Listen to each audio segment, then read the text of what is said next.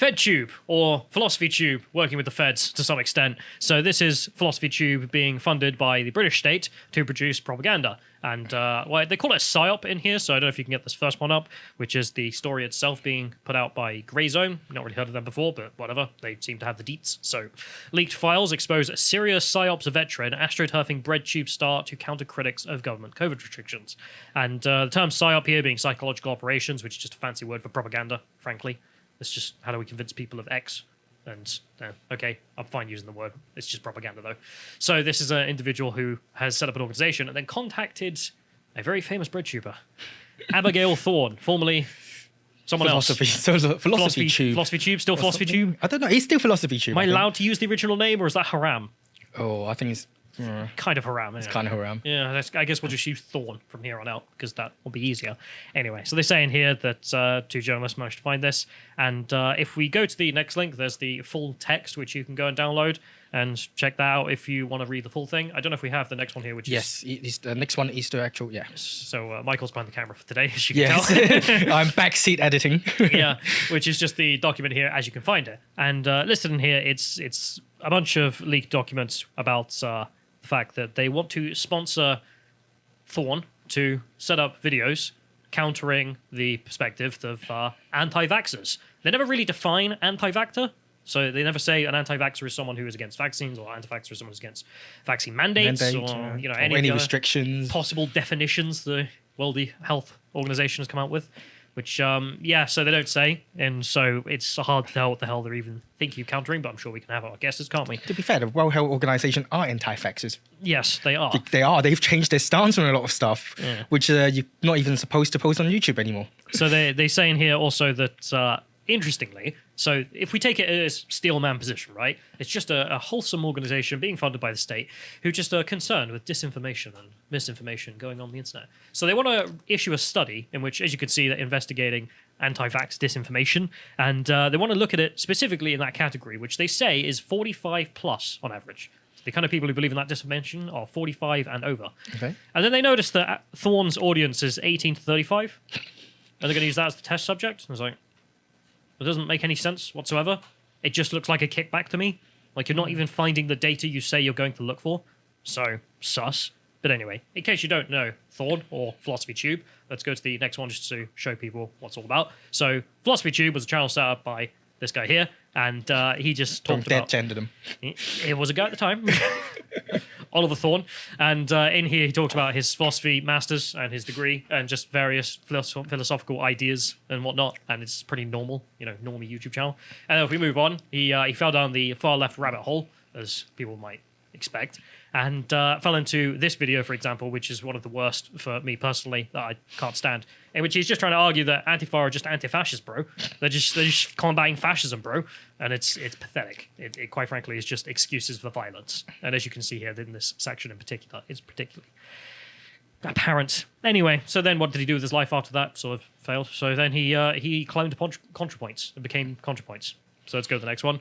As you can see here, just the video section, just a ContraPoints clone now, which, okay, that's what you want to do with your life. Just do videos exactly in her style.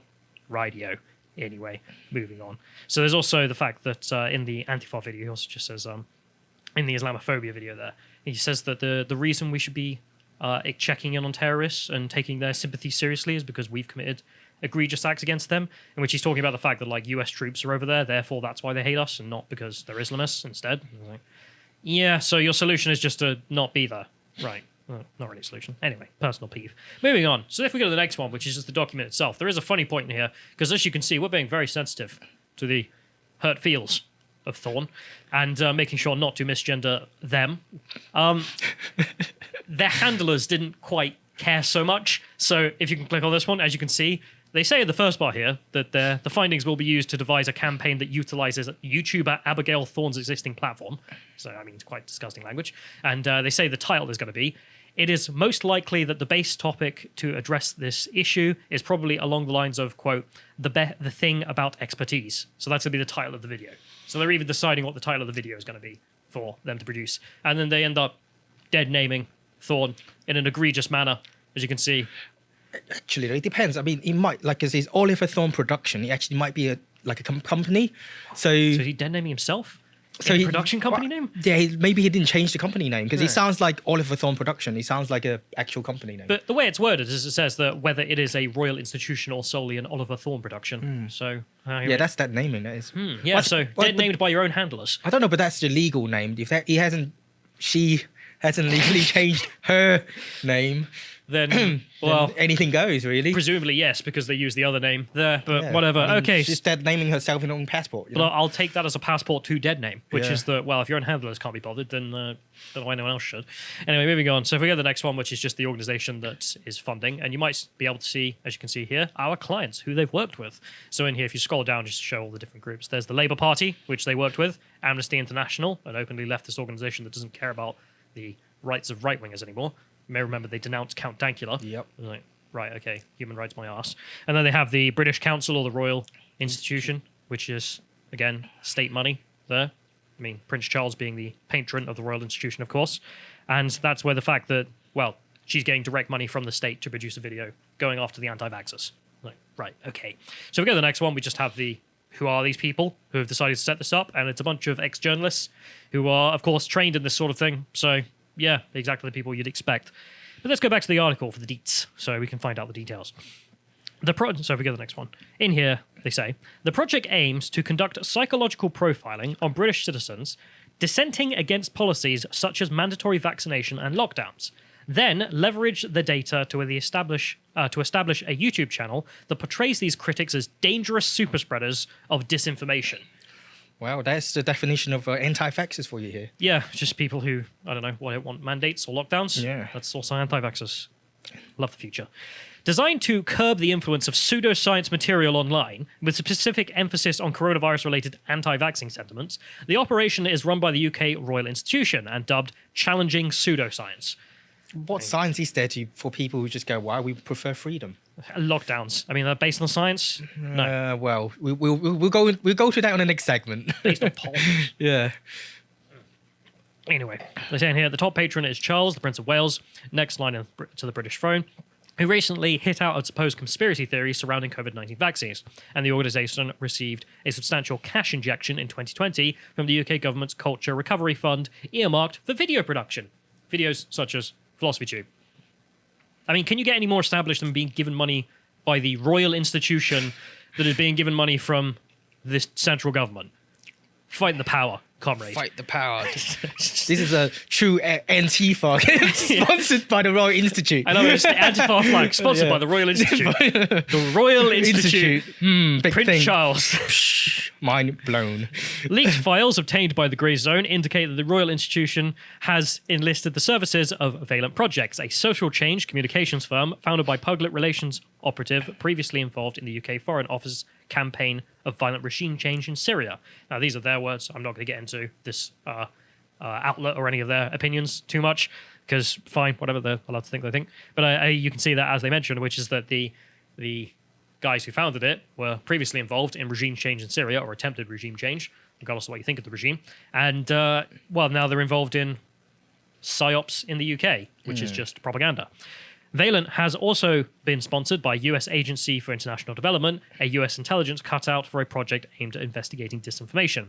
Valent's central role in the operation highlights the trend of information warfare specialists bringing their techniques they honed against targets like the Syrian government back to the West, where increasingly unpopular governments confront masses of citizens ever bristling at coronavirus restrictions, which, yes, they're crap and need to go. And thankfully in Britain, England, we're not locked down.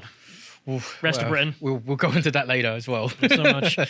So they say, as in Syria, where communications firms like Valent were created, trained and instrumentalized media organizations to continue furthering the goal of regime change, they have covertly recruited a famed British YouTube influencer to lend carefully calculated messaging campaign an authentic flavor. Which I love the fact that they use the term influencer, because I can't stand that term. I think it's so gross. It's just cringe. Yeah. Every time I look at it, I'm just like, ugh, I just think people just job's worth. But you know the people who, I mentioned it before, but like the beauty community, you know, people who put plastic on their face for fun. They all call themselves influencers, unironically. And when they're like messaging people for sponsorships, they're like, yes, I'm a big influencer. Oh, have you seen the ones that get rejected and people go like, no, thank you, and they throw a massive strop on it. But it also fits it perfectly. What is your job? Are you someone who's an activist? Do you have an opinion? Do you any of that? No, you're an influencer. Right, You're he's an instrument. He's a psyops influencer now. Exactly, but you are just an instrument for social change. That's all you are. Social engineer. Yes.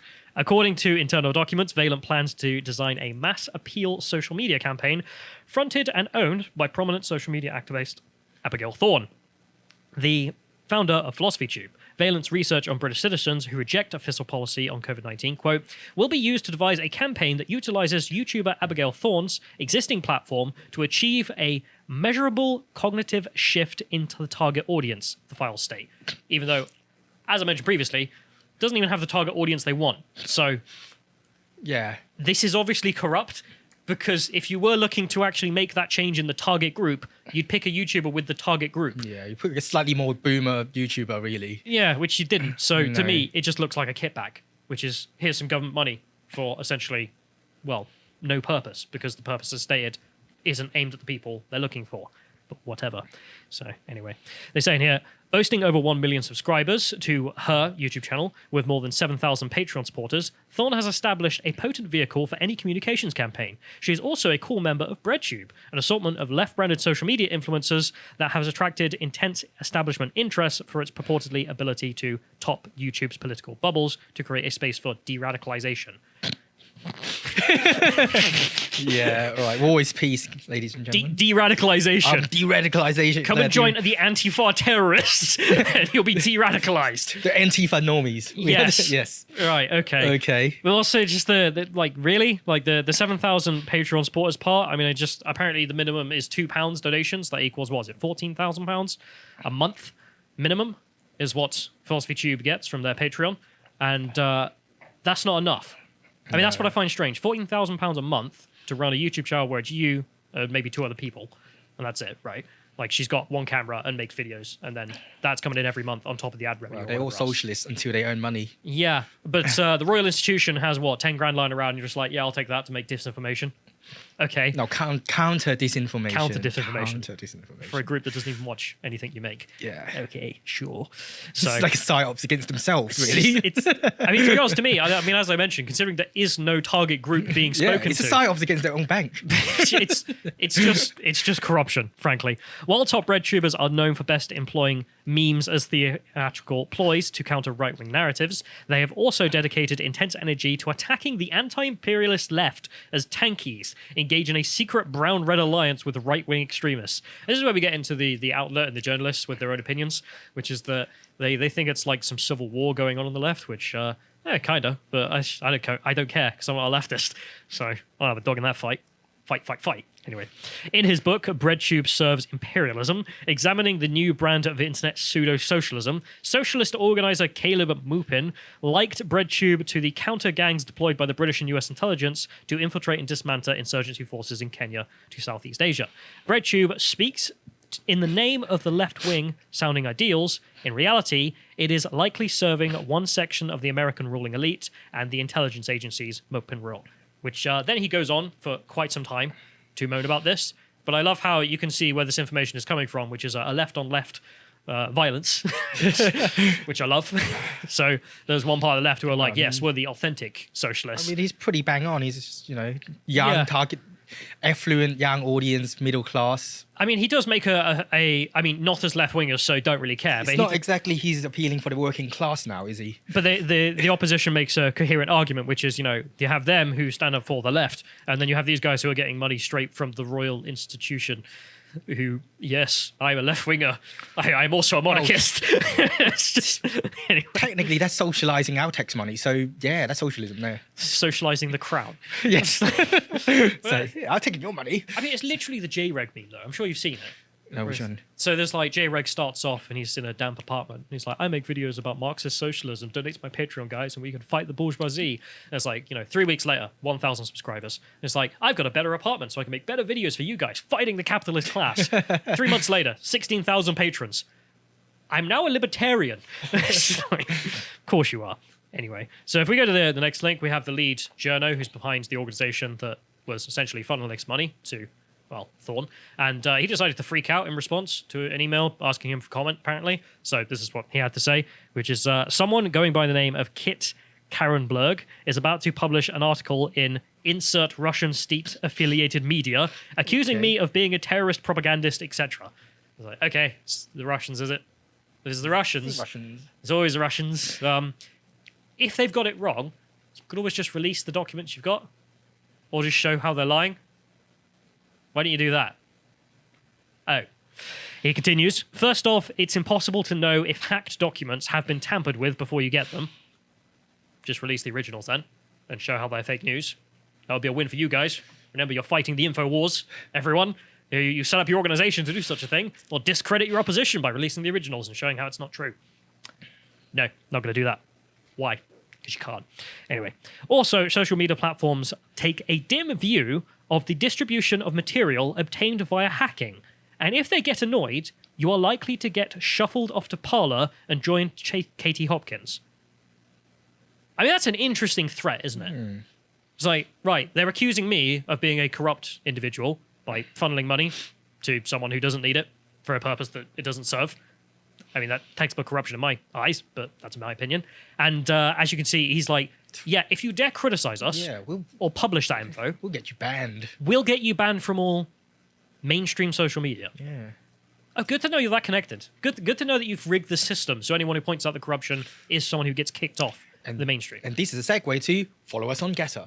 Absolutely. God, I mean, what a telling threat, though. Speaking of which, these kinds of threats of people who have been kicked off such social media, I thought we'd tie this up with someone who is not funded by the Royal Institution or definitely not. Or actually, the Culture Ministry. He might have a couple of times. Oh, really? Well, you know, Her Majesty's pleasure. Certainly, he has been kept at Her Majesty's pleasure at Her Majesty's prisons. Let's go to the next one. So I thought I'd tie this up with another individual who's back in the news. So Rumlin Tomlinson. I don't know if we can say his name. I think now we can. I think it's been legalized again. I don't know. Not on Facebook, though. Not on Facebook. Not on so Facebook. We'll just have to not on Facebook. skirt around the name as much as we can. So the British Voldemort, as he is known, because cannot be named, especially on Facebook. You can post an image with him, you're banned, unless you're criticizing him. In which case, go ahead. That makes sense. And it's an article from Birmingham Live detailing a story which may be blowing up.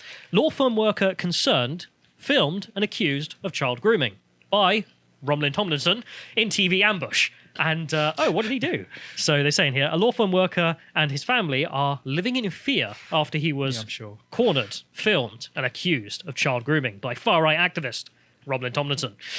British Voldemort. I really want to say his name, but I know it's just going to get us in pain. Anyway, the confrontation at Wrekin Retail Park in Telford on Saturday night is now subject to a police investigation. Like, what did he do? Did he punch you? Did he smash the car? He asked you questions. Where's that police investigation going to go? What happened, sir? He asked me some questions. Has he spoken to you again? No. All right. All right. It's not harassment. It's not abuse. It's not assault. He politely knocked on your window and asked you some questions. Yeah. Is it a hate crime because you're not white? Is it? I mean, that's the only thing you've got going for you, apparently. So and Robinson's victim of questions, who had no involvement in the Telford grooming scandal, which shocked the nation near a decade ago. Why did it shock the nation? Because it covered up, and then someone had to go investigate and expose it, but okay, has made a statement to officers. Rumlin Tomlinson, who describes himself as an investigative reporter, was accompanied by 10 others when that many people. When he hemmed in the legal worker's car. An eyewitness has said. I have another eyewitness who says no. No, it's like about 5. No. No. A prominent community leader who asked not to be named said the man who had a mic thrust under his nose remains in shock and he has never engaged in criminality. Sure, okay, that's your side of the story. Sure. The investigative journalist has allegations that it's the opposite, and he's putting those allegations to you. And we'll see the evidence when it comes out. On that segue, The Rape of Britain by Tomlin Robinson due to be out in January. We shall see if he has any evidence. Yeah, I mean, we'll find out. I mean, that's how these things work. But that's why I don't get it's like, police are investigating. Investigating what? Like, guy has allegations, put allegations to you. You're upset. Well, the police, look, even when there were photos, the police still don't investigate. So, you know how it is. Anyway, so they say in here, worrying, the 39-year-old interviewer names the individual and also accuses him of drug dealing and paying off police officers. I don't know, he's an interviewer, like in proper quotes there, just being like not a real interviewer. He's got a microphone and a mouth. I don't know what else you want. Like, okay. And anyway, I don't know what the story is there, but some demonization of the evil man. And for what? Not a crime. Okay. But we can compare this with, what is the reality of that sort of thing? If we go to the next one, there is a story which is 42 charged with child sexual exploitation there. You want to guess how many Mohammeds? 11. And you just go through the names in your own time, not saying anything, of course, just that it wouldn't be a surprise if the Telford scandal was bigger than it was, not making allegations against the man. 25% is quite a significant figure. Yeah, and I think that could be one of our new figures, like 1350. Yeah, but if you 25. If you scroll down on this, Michael, just to show the number of names and all the different names, we got Donna Lynn, 41. Yep, Donna, yeah. And then Mohammed Yaqub, 64.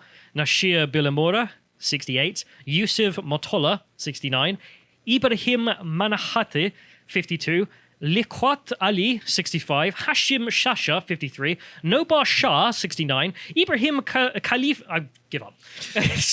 I mean, you can see, if you just keep scrolling, there's loads of names, and you can go check out the names. So the idea that situation wouldn't be completely solved wouldn't be a surprise if it isn't, but we'll get to see the allegations as they are proven or disproven when the evidence is produced. But not a crime, so weird that that's a story. But moving on, because that's not the only demonization you get when you're not being given money from the royal institution. We also have an article from The Sun here, which is really curious, and I'm not really sure what's gone on here. So they label it, World's 20 Most Dangerous Extremists Revealed, including UK-based Anjem Chowdhury and Roland Tomlinson. And yeah, okay, terrorists, yeah, it's an interesting list. Is he doing terrorism now? Is that okay? Then, bad. So number one on the list, who's that? Hassan Nasrallah, General Secretary of Hezbollah. Yeah. Legit. Yep, fair. Legit. Number 7, Ayman al-Sahari, head of Al-Qaeda. Okay, fair enough. Yeah, all right. Yeah, I suppose. And then Anjem Chowdhury at number 10. And I love how I feel like we should be playing like game music. Who's at number 11? At number 10, Anjem Chowdhury, convicted under the Terrorism Act 2000 for inviting support for a prescribed organization, the Islamic State. Yeah, I can see the terrorist connection from all these people. And then they say at number 20, the bad man, and they say British far-right anti-Islam activist and convicted criminal. Yeah, but it doesn't say convicted for what. Convicted for what? In case you're wondering, they mentioned he was convicted for contempt of court, and we all saw the court case. Yeah, we all saw. People have their own opinions. And that's not terrorism. No. So I looked up all the other convictions he's got. He has not been convicted of any terrorist act, and he doesn't even have any hate crime allegations against him. No. So No. I looked all up. of it is like financial stuff or Yeah, but paperwork stuff. We'll mention all the crimes because, I mean, you can see whether Al-Qaeda are moving into these things. 2005 for assault. I believe that was for punching a Nazi. Might be wrong. In 2012 for using false travel documents to enter the United States. He used his mate's passport, which he shouldn't have done. And in 2014 for mortgage fraud. Very naughty. I don't think Al-Qaeda are bad because they do mortgage fraud. Like, that's the thing. Like, that's where they're moving into. They've gone off bombing people and killing their kids. And they're like, yeah, we're going to do some paperwork instead. Yeah, right. Okay. Fraud. And evil. I thought maybe the bar is just lower for non-Islamists in this list or something. So as you can see, number 9 there, Ronaldo Nazaro, founder of the white supremacist group The Base, which is just the same as Al-Qaeda, really. I mean, Al-Qaeda means the foundation, so he's kind of stealing the name, but whatever. And, okay, well, we'll look up them. Maybe they're also on there for mortgage fraud or something, right? And if we go on there, we go to their Wikipedia page. So, I mean, neo-Nazi flag, yeah? Ideology, neo-Nazi, okay, we're getting there. Seems legit. Allied with Atomwaffen, Order of the Nine Angels. Yeah, I mean, this is pretty Nazi terrorist stuff. And they say in here that they have multiple convictions for members who were arrested for attacking synagogues and vandalizing them. One of them being Yusuf O'Barharsan, a neo-Nazi Arab. I mean, not much of a white supremacist group if they're allowing Arabs in, so that's factually wrong. The Sun, it's a neo-Nazi group, not a white supremacist group. I don't know, because like the Nazis and the Arabs did join forces against the Jews. Yeah, but like this Arab guy would have to be like, yes, I am inferior, which doesn't really make sense, but whatever. And then they mention in here that 3 members were arrested for planning specific violence in Virginia, scheduled for January 2020. So plotting terrorism, right? And the next day, 3 additional members were arrested for trying to derail trains and poison water supplies. Like, yeah, actual terrorism. So that's the thing. Like, everyone else on that list has got terrorism convictions, been attached to an organization that's committed terrorism or encouraged terrorism. And then you've got You got Tommy, who's like, I've got a contempt of court charge.